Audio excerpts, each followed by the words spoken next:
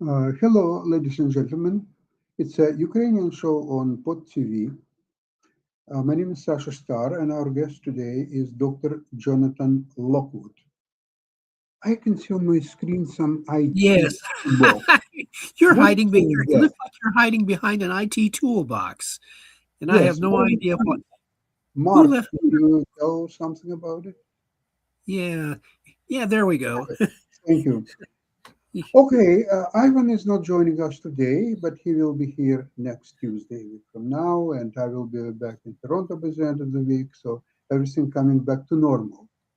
More or less. Jonathan, the main question is now there is nothing to talk about the battle on the front lines between Russians and Ukrainians because there is no such thing. The Ukrainian forces are absolutely impregnable, and Russia cannot overcome their defenses. No way. They're doing, though, extremely well on diplomatic front, thanks to Donald Trump, who supports them every which way. Even the mere negotiations here and there, a little bit so-called Geschäft diplomacy, a little bit saying here, saying that, and so on. Although I must admit, yes, there is certain harm to Ukraine because of all these actions. But in reality, Trump doesn't have the power needed to finish this war. He just simply doesn't have the power. He can do a lot of talking, that's what he does, but it means nothing. Ukraine will not give the Donbass, the part of Donbass that Russia failed to occupy. So there is a territorial issue is not being resolved, will not be resolved. So this is a waste of time for Ukraine and Russia and US and whoever else is involved. What do you think about all the situation? Well, I think that President Trump has been showing increased flexibility in accepting the fact that even though his preferred solution would be that, yeah, everybody comes to an acceptable deal, he is tacitly realizing that there is no point in attempting to force Ukraine to accept the unacceptable, which would be to cede territory in such a way that would compromise Ukraine's future security from a future Russian attack, even if we got a ceasefire this time. And also, I have noticed from other military analysts and observations that Ukraine has been conducting local counteroffensives and that the statements by Ukrainian military leaders are to increase the number of casualties for Russia to as much as 50,000 a month.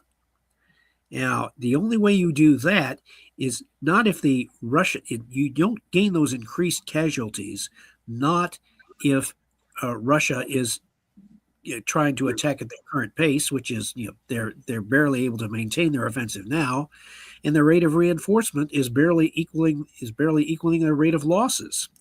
So logically, if you look at this, the way that Ukraine intends to increase the rate of Russian casualties is to engage in localized counteroffensives of its own, which would strike vulnerable Russian points or areas that they find difficult to hold, and thus force the Russians to defend those areas or attempt to defend those areas in much the way that the Germans had intended to increase French casualties in World War I by attacking areas such as Verdun.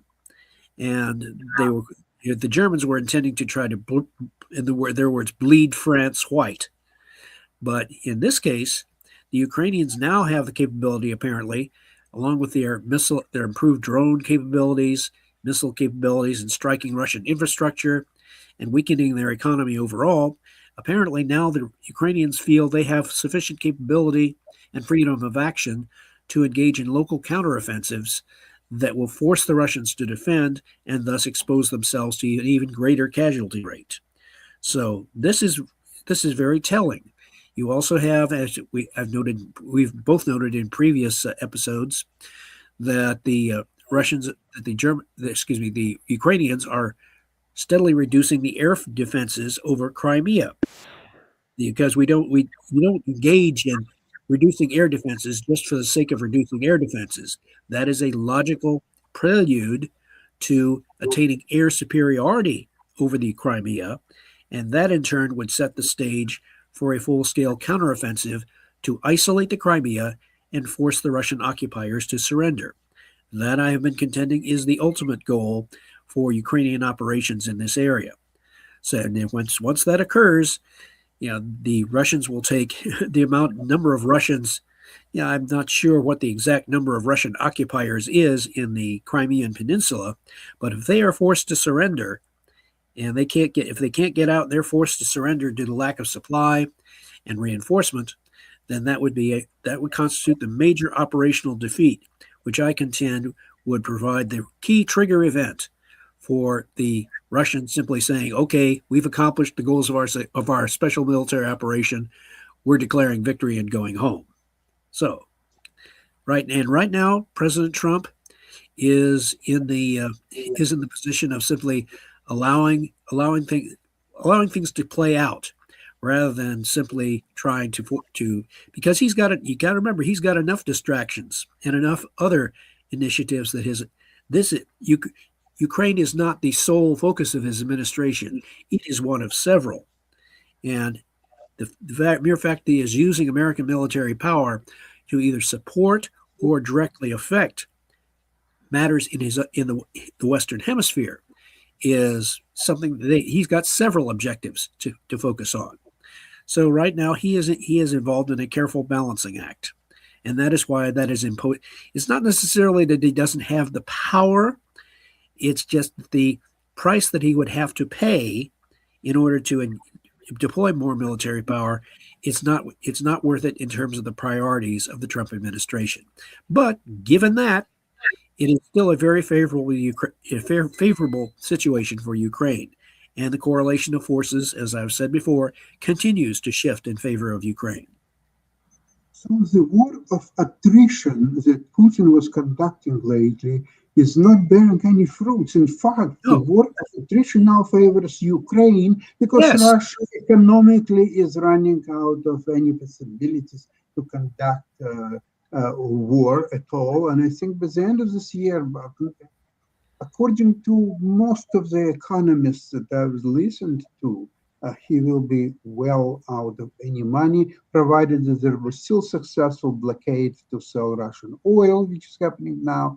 And also European solidarity, which happened obviously in Davos in terms of Greenland, it plays itself very powerfully to support Ukraine. There's absolute unity in European powers to support Ukraine. So that's also something that Trump has to weigh heavily, because he doesn't want to support the loser. So far, Ukraine looked like sooner or later a loser. Now it's Putin's turn to be the loser. He just exactly, all of this is playing in President Trump's favor, simply because now he can more safely back the winner, and in such a way that benefits American interests ultimately. Yes, because remember, his guidepost is America first, and he believes that he can more effectively support peace in the Western Hemisphere as well as in the world in general if America is strong, relatively secure, and also economically prosperous. And there is a good sound logic to that. But in order to do this, he has to play the role not of the world policeman, but of the world's geopolitical balancer, as I contended in my book, The Russian View of U.S. Strategy. The logical position for the United States in the future, in the 21st century in particular, should be that of geopolitical balancer. We do not change regimes necessarily. We do apply pressure where needed, but we try to not to change regimes, but to prevent any hostile adversary or combination of adversaries from dominating large sections of the world in such a way that would harm American interests. So it's a very delicate balance that you have to strike. In previous years, we had actually overstepped our desire in trying to enforce regime change or things of that nature. That's how we got into basically irrelevant and ultimately useless wars in Iraq and Afghanistan. That was an overcommitment. That was an overstep, and that cost us dearly. And had we not done those things, we would be in much. Had we not even gone into those two areas, we would be in a much stronger position relatively today, even more so than we are today. So, but given that, uh, President Trump has shown enough political flexibility and intellectual flexibility to just not say, oh, not to come out and say, okay, I was wrong. He just simply changes direction. He changes the direction and just goes, and that works just as well. And this has taken a period of adjustment by our allies because they weren't used to having a president who would take action independent of what they thought or what they recommended, and now actually disregard what they said and say, okay, you follow me. I'm the leader, not you. So there we have it. So now it's a fascinating situation, and I am still quite convinced, based upon the evidence that we have been seeing, that there will be that decisive counterpunch by the Ukrainian military. They're doing local counterattacks right now and probing for weakness. They have been probing for weakness and in accordance with their idea to force the Russians to defend and pin them down. Don't let them redeploy for another offensive elsewhere. The Russians no longer have the numerical superiority to do that. They no longer have the reinforcement rate to do that. And so that is what is giving Ukraine the initiative. And Ukraine continues to grow stronger.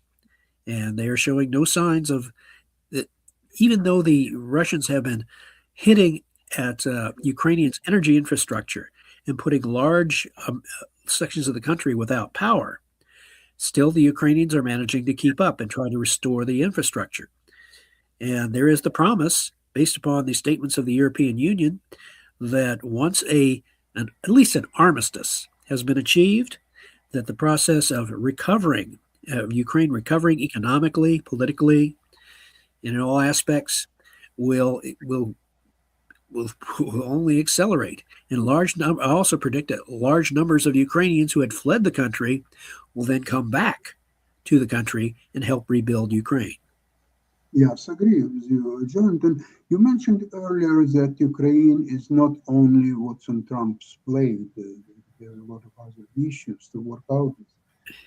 Don't you think that by the end of Democratic administration, the end of 2024, United States didn't have so many problems on its plate? I mean, maybe the attitude was very different, of course, and the goals were probably different.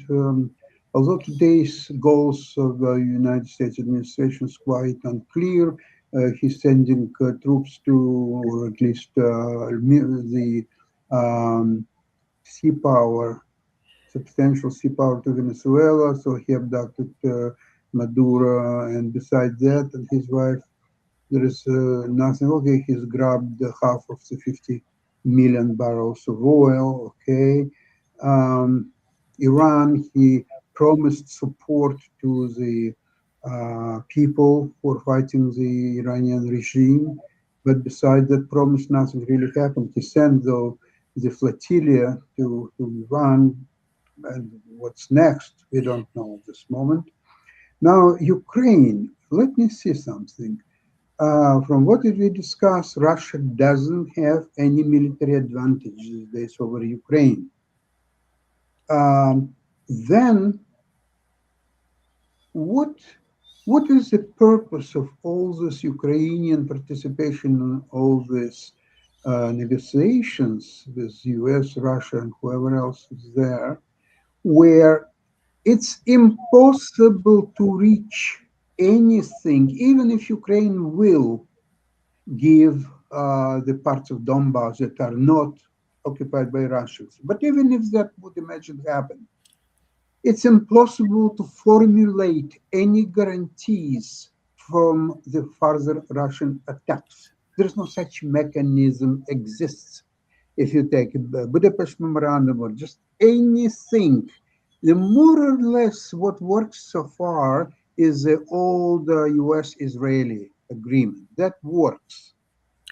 Nobody says that it will work 100% all the time, but it's debatable. So far, it works. Something similar, it's very difficult to imagine would be done with Ukraine.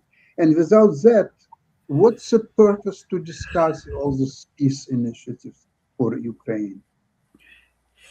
It is necessary to discuss the peace initiative for Ukraine in order to actually credibly present to the rest of the world that the United States is not a warmonger as such, that we are interested in peace, but the current situation forces us to continue military support of Ukraine in the expectation that Ukraine, although he doesn't come out and say it directly, that Ukraine, with increased support and with its proper timing and use of its military resources, will eventually force the Russians to admit, without coming out and saying it, that their military operation is at an end, and they need to cut their losses and retreat. And Ukraine is steadily progressing towards the ability to inflict that decisive counterblow that will finally collapse any further capability of the Russians to conduct offensive operations against Ukraine. And so, but in the meantime, the United States, for its own political purposes and demonstrating that it is in fact the peace-loving power and not the relentless warmonger or empire builder, that is to continue to engage in these exercises, even though they might privately recognize that the Russians are in no mood or in no frame of mind to seek peace. So they have to be forced to seek peace. And the only way to do that is to sufficiently support Ukraine and give it enough support, economic as well as military and diplomatic, to enable it to finish it to its logical conclusion. Because at this point, the only logical conclusion is to force Russia to cut its losses and retreat. That is what has to be achieved. And that initiative really pretty much lies solely in the hands of the Ukrainian military. And President Zelensky has shown a great deal of resoluteness in not at one point firmly supporting the peace agreement and settlement, saying that the settlement between the United States and Ukraine, he says, is 100% complete. Okay, now all we have to do is just gain the key acceptance of Russia. Well, Russia is not willing yet to accept such an agreement. Well, in that case, the logical conclusion is, okay, the beatings are going to continue until morale improves. But just a couple of days ago, Trump said that, well, Zelensky presented that the security agreement between Ukraine and US is done. Yes. And complete. Trump just said 2 days ago that it's done and complete only in case if Ukrainians will get their forces out of Donbass. So in this situation, we are looking at completely different. And of course, you're seeing this diplomatic tug of war going back and forth between Trump and Zelensky. Okay. Yes. It's essentially a Zelensky is showing resolve and support, and Trump is showing his willingness to make a deal. And said, no, if you'll just give up, there is absolutely no need for Ukraine to give up anything, because the military situation does not warrant. There is no advantage whatsoever in Ukraine freely giving up to Russia what Russia could not achieve over several years of war. So, given that, the stalemate, if you will, on the diplomatic front is going to continue. And the one X factor in this whole equation is, when will Ukraine be able and willing? And I think they are able. They themselves know when they will have achieved the decisive position from which to launch a successful major counteroffensive. And when that happens, that is when the whole diplomatic and political conversation is going to change.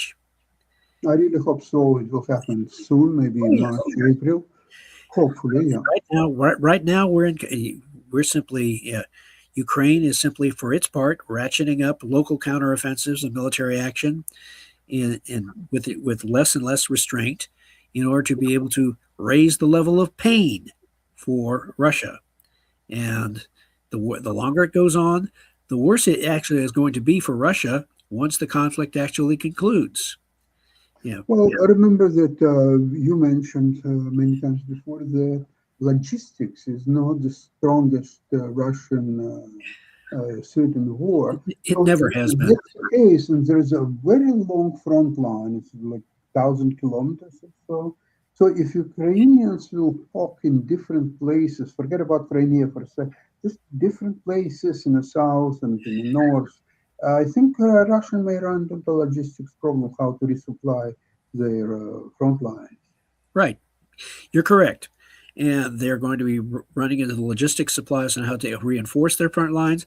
The Ukrainians are going to, or if they haven't already, and I'm sure they have, discovered where these weak places are. And so, therefore, they will be able to engage in local counteroffensives there, which will further stretch the Russian lines and force them to have to give up territory. They will have to give up territory in order to shorten their lines and be able to better defend what they have left. In some cases, they may be forced to retreat all the way back to the original Russian border. And that in turn, those sorts of results build upon each other. They'll put further strain on the Russians in order to try and hold what they have. And this will, in turn, further increase the opportunity for Ukraine with its increasing strength, its superior logistical capability relative to Russia, because after all, Ukraine is much closer to its sources of supply than the Russians are to theirs. So therefore, there is this logistical imbalance in favor of Ukraine. So they are now better able to execute counteroffensives and inflict losses upon the Russians. And that's why the Ukrainians were talking about increasing the level of casualties. That can only be done if you take the counteroffensive. Because the Russians themselves are not capable of sustaining that level of attack. So all of this works in Ukraine's favor. So right now, go ahead. Okay, so the only Russian hopes are to continue this terrorist attacks against Ukrainian people, right, civilians, and infrastructure, and so they are ready to continue to do so for foreseeable future without many changes, at least not positive changes for Russians on the front lines. If there will be any changes, it will be negative changes for Russians. So this is a terrorist war.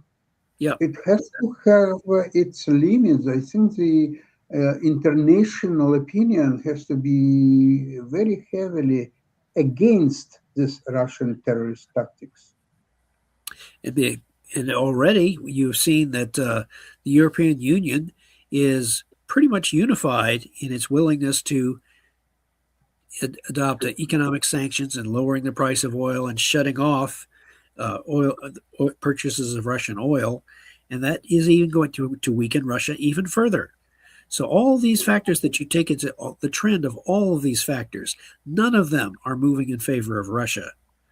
And so this is simply going to accelerate. It will make their eventual military defeat on the battlefield that much more decisive. Right now, you have several local counteroffensives taking place on the Eastern Front against Russia. That may well be added to by the time spring comes around this year. I would say by about March or April, Ukraine is going to have even better capability for executing counteroffensives and sealing off the Russians. And so, as all of these things have to be taken, we cannot take any events of an individual day in isolation. It is all part of a trend. It is all part of a clearly definable trend. So right now, and although it's hard to do it, I admit it's hard to do it, to sit here and say, well, when's it going to happen? You have to look at the context of all of the factors in this war that have been going on for at least the past 2 years, certainly since the start of the war. Putin was not able to achieve his maximalist goals and force the surrender of Ukraine. And ever since then, we have been seeing with certain pauses during the process, but the Russians have never had a clear path to victory. They really don't. And they have demonstrated that their military is far from being the superior military machine that they have tried to create the impression that they had. And so now they have to, they are simply resorting to terror attacks, missile attacks, target anything. Basically target anything. It's indiscriminate in nature. It is not the missile attacks and any other drone attacks. None of them are designed to achieve a specific military goal or are linked to a coherent military strategy. That simply does not exist. So now we have to sit back here and wonder, okay, it's kind of like in a boxing match. One opponent is practically out on his feet. He doesn't have any strength left to throw decent punches. And you're just simply waiting for the defending boxer to say, okay, now I'm going to hit you. And I'm going to hit you where it hurts. So that is the analogy I choose to use here. But it is a very accurate one because the Ukrainians have skillfully been exhausting their Russian opponent more rapidly than the Russians can exhaust the Ukrainians. Well, Jonathan, thank you very much for today's program. I would like to emphasize the fact that whatever will be outcome of its war or whatever peace agreement will happen, Russia has absolutely devastated Russia economically, from military point of view. So for next several decades, I believe, West I would say doesn't have to worry about anything. When you link it to their demographic problems and the fact that both Russia and China have a historically low birth rate, their populations are declining. China has been such that its population has been declining for the past several years. And this is because of their one-child policy and because of their other policies which are contributing to an overall population decline that is not going to stop again, as you mentioned, both Russia and China will be declining in their populations for the next several decades, and arguably until the end of the 21st century. You and I may not be around to see that happen, but it's a pretty safe bet that Russia and China will be much less consequential for the remainder of the 21st century. And the United States has been, for its part, it's growing larger because of the influx. Because where are all the people in the world wanting to immigrate to? Well, they're not leaving the United States. They're wanting to come to the United States because the United States may be, for a lot of people of the world, the best of a not so great set of choices. It may not be, United States may not be paradise, but to a lot of people in the world, it pretty much looks like that. So this is going to be a very interesting situation for the United States to manage, as well as for its allies and others. And so I agree with you that as grim as the situation might look at times, there is much to look forward to when you consider the big picture. Yes, Jonathan, I agree with you. Thanks again. And glory to Ukraine. God bless America and Ukraine while we're at it, and Canada. And Canada. Thank you so much, and we'll see you next Tuesday, same place, same time. Very good. Bye-bye.